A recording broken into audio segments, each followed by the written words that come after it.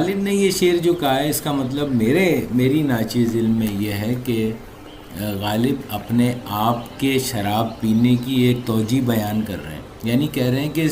شرابیوں سے دور رہنا تو چاہیے، لیکن جو شراب خانہ ہے نا وہ خود اپنے آپ میں کھینچتا ہے مجھے، تو اصل میں یہ وجہ بتا رہے ہیں شراب پینے کی۔ صحبت رنداں سے واجب ہے حذر، جائے میں اپنے کو کھینچا چاہیے، چاہنے کو تیرے کیا سمجھاتا دل، چاہنے کو تیرے کیا سمجھاتا دل۔ اس مصرے میں